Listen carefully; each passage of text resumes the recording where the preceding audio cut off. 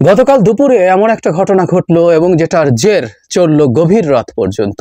In fact আমি গভীর রাতে যখন এই ভিডিওটা রেকর্ড করছি তখনও চলছে ঘটনাটা। নিউজ একটার পর একটা আপডেট আমাদের সামনে আসলো। আমার সামনে যখনই আসছিল বারবার আমার কাছে একটা কথা মনে হচ্ছিল, কি অসভ্য আমরা, কি অকৃতজ্ঞ আমরা, স্বাধীনতা বা মুক্তির আদৌ যোগ্য নই আমরা। কথাটা বিনয় করে বলছি না, এবং এই আমরা কথাটাও বিনয় না, এই আমরার মধ্যে আমিও আছি। আমি আমাকে যুক্ত করেও কথা বলছি। কত বিষয় নিয়ে কথা বলি, নানান বিষয়, প্রতিদিন ভিডিও করি, দুটো ভিডিও কমপক্ষে করছি, দ্যাট এক্সেপশন ছাড়া। আমাদের গণ অভ্যুত্থানের আহতদের নিয়ে কি অনেক কথা বলেছি। কখনো কখনো সরকারকে কিছু স্মরণ করিয়ে দেওয়ার ক্ষেত্রে আহতদের কথা এনেছি, তাদের চিকিৎসা ঠিকঠাক মতো হচ্ছে না বলেছি, টকশোতে বলেছি, কিন্তু তাদেরকে নিয়ে কি যথেষ্ট কথা বলেছি? এক্সক্লুসিভলি বলেছি? বলিনি। আমিও অসভ্য বলেই এরকম একটা ভয়ঙ্কর ঘটনা ঘটতে হলো তাদেরকে নিয়ে এক্সক্লুসিভলি কথা বলার জন্য। যদিও আমি তো দেখেছি, আমার তো চোখে পড়েছে, বেশ কিছুদিন ধরে এই অভ্যুত্থানের আহতরা তাদের চিকিৎসা সংকট নিয়ে কথা বলছেন। তারা সমাবেশ করছেন, তারা সভা করছেন, এমনকি তারা প্রধান উপদেষ্টার বাড়ির কাছেও গিয়েছিলেন তাদের এই দাবি নিয়ে। চোখে পড়েছে তো। তখন এগুলো নিয়ে শোরগোল আমি করিনি। এক্সক্লুসিভলি শোরগোল করতে পারতাম, ভীষণ শোরগোল করতে পারতাম। শোরগোলে খুব কাজ হয়ে যেত তা বলছি না, তবে এই সরকার আবার শেখ হাসিনার সরকার না। এখানে অনেকে মিলে শোরগোল করলে কাজ হয়, সত্যিই হয়, এবং এটাই সরকার একটা গুণ তো বটেই, কিন্তু করিনি তো। গতকাল যা ঘটলো আমরা এর মধ্যে জেনে গেছি। আমাদের স্বাস্থ্য উপদেষ্টা গিয়েছিলেন পঙ্গু হাসপাতাল বলে আমরা যেটাকে চিনি, নিটর, ওখানে ব্রিটিশ হাই কমিশনার সহ এই অভ্যুত্থানে আহতদেরকে দেখতে। তিনি সব আহতদেরকে দেখতে যাননি, এই অভিযোগ তুলে প্রাথমিকভাবে অসন্তোষ তৈরি হয়। তিনি একটা ফ্লোরে যান এবং সেখানে প্রায় 1 ঘন্টার সময় নিয়ে অনেক রোগীকে তিনি দেখেছেন। ইনফ্যাক্ট একটা মন্ত্রী যখন যাচ্ছেন, সাথে একজন হাই কমিশনার আছেন, তখন সব আহতকে দেখতে হবে, এটা খুব জরুরি বিষয় না। আসলে ঘটনাটা ঘটেছে কেন সেটা একটু পরে আসছি।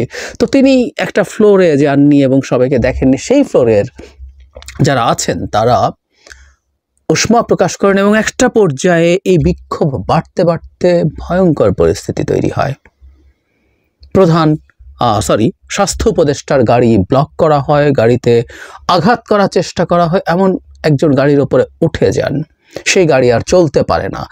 এই পরিস্থিতিতে ব্রিটিশ হাই কমিশনারকে পুলিশ প্রোটোকল দিয়ে ভিন্ন একটা বাহনে করে ওই জায়গা থেকে সরিয়ে নেওয়া হয়, এবং স্বাস্থ্য উপদেষ্টাও তার নিজের গাড়িতে আর ফিরতে পারেননি, ভিন্ন একটা গাড়িতে তাকে নিয়ে যাওয়া হয়েছিল। পরবর্তীতে আমরা দেখি যে এখানে এই হসপিটালের নিটরের যে বিভিন্ন অঙ্গে আঘাত, হাতে পায়ে আঘাতপ্রাপ্ত, গুলির আঘাতপ্রাপ্ত যারা আছেন তারা রাস্তা ব্লক করেন, এবং ঠিক উল্টো পাশে চক্ষু বিজ্ঞান ইনস্টিটিউটে চিকিৎসাধীন যারা চোখে আঘাতপ্রাপ্ত আছেন তারাও চলে এসে ওই রাস্তাটা ব্লক করে রাখেন। সেই ব্লকের রাস্তা দীর্ঘ সময় চলতে থাকে, ঘন্টার পর ঘন্টা চলতে থাকে, তাতে যানবাহন চলাচল বন্ধ হয়ে গেছে।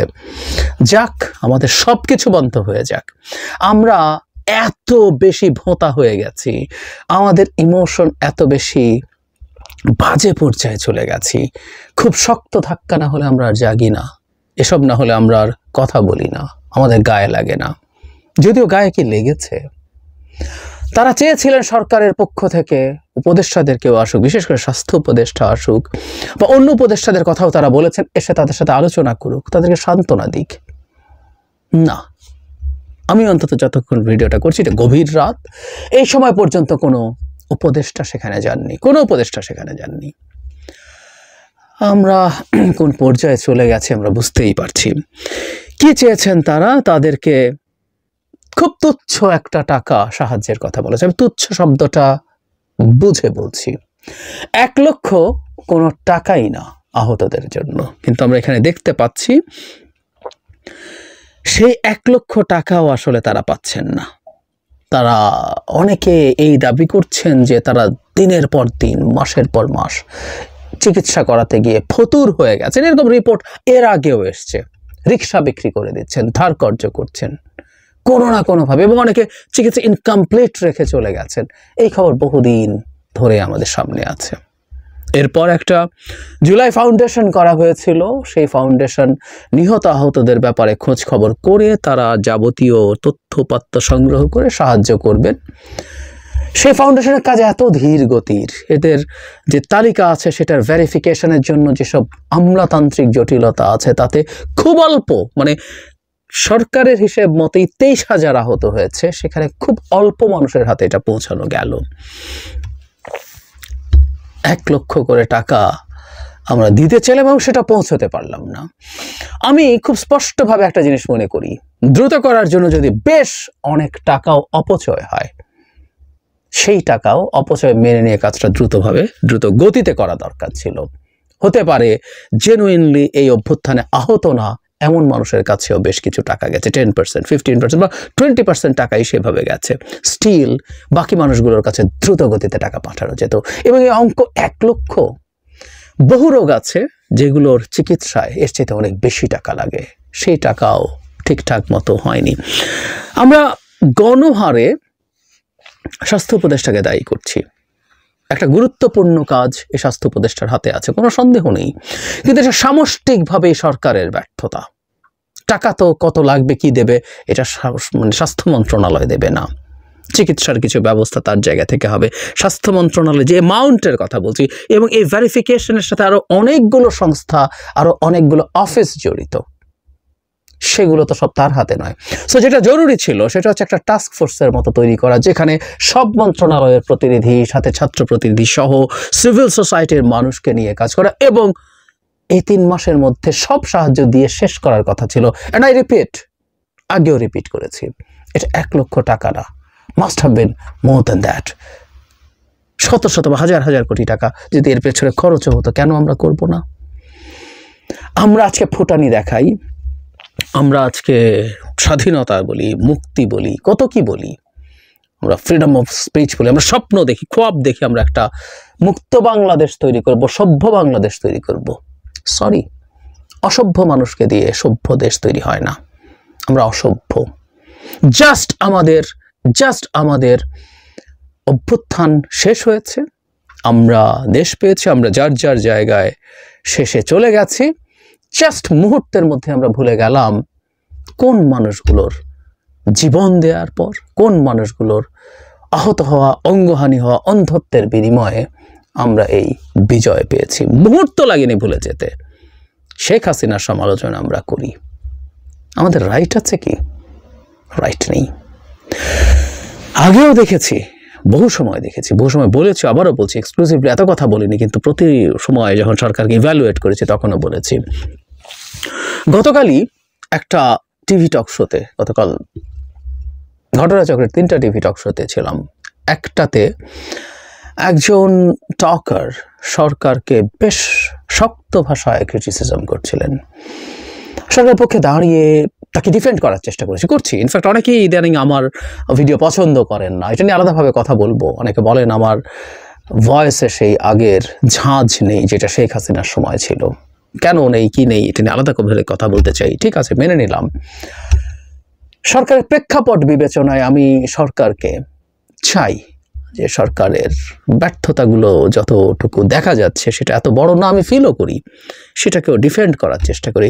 এই সরকারের একটা জিনিসকে যদি আমি যে কোনো ভাষায় সমালোচনা করতে হয়, সেটা হচ্ছে এই আহতদের চিকিৎসার ব্যবস্থা নিয়ে এত সমস্যা থাকা। শুধু চিকিৎসার সাথে জড়িত মন্ত্রণালয়, তাদের কাছে টাকা পৌঁছানো, এই যে এখন তো টাকা নিয়ে তাদের সংকট, টাকা নিয়ে তাদের সমালোচনা।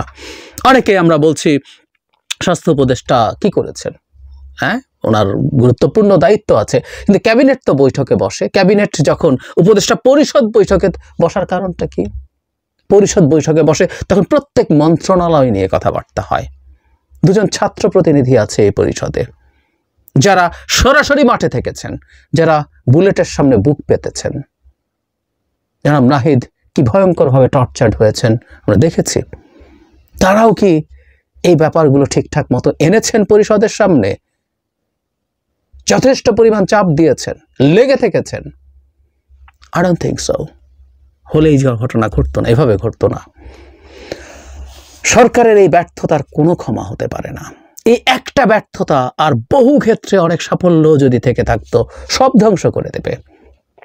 আমার কাছে ব্যক্তিগতভাবে অকৃতজ্ঞতার চাইতে ভয়ঙ্কর কোনো অপরাধ বা দোষ হতে পারে না। একটা মানুষের মধ্যে যদি এই জিনিস থাকে, দ্যাটস এনাফ তাকে শেষ করে দেওয়ার জন্য। সরকারের ক্ষেত্রে কথাটা খুবই সঠিক। আবারও বলছি, খালি সরকার না, উই দ্য পিপল, আমরা মানুষরা, সাধারণ মানুষ। ফেসবুকে লিখিও তো আমরা কতজনে কত কি লিখি, কত রকম আলাপ করি, কত আলাপ, প্রয়োজনীয় অপ্রয়োজনীয়, কত গভীর তত্ত্ব কপচাই আমরা বসে বসে। বেসিক একটু কাজ করতে পারি নাই, সেটা নিয়ে শোরগোল করি নাই। আমরা প্রত্যেকেই এতটা অসভ্য। শোরগোল করলে কাজ হতো, আমি সত্যিই বিশ্বাস করি এই সরকারের সামনে শোরগোল করলে কাজ হতো। আমরা সবাই আটারলি ফেল করেছি। শেষ করছে একটা কথা দিয়ে, সরকারকে মনে রাখতে হবে, এটা দিনের শেষে সরকারকে সার্ভিস ডেলিভার করতে হয়। আপনি মানুষকে ভালো রাখার জন্য সরকার, এই যে যাবতীয় সংস্কারের কথা বলছি, উদ্দেশ্য দিনের শেষে মানুষকে ভালো রাখা।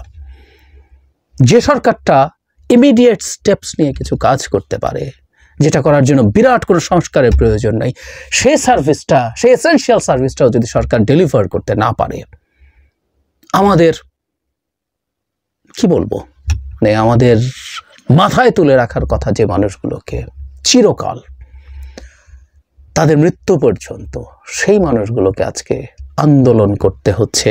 1 লাখ টাকা পাবেন তারা, সে টাকাটা যেন দ্রুত দেয়া হয়। একজন পশ্চিমা হাই কমিশনারও চোখের সামনে দেখলেন, সাক্ষী থাকলেন, কি বর্বর আমরা। না থাকলেও এসব গ্লোবালি পোর্ট্রেট হতো। আমাদের কোনো ক্ষমা নেই, আসলে আমরা ক্ষমা পাওয়ার যোগ্য নই।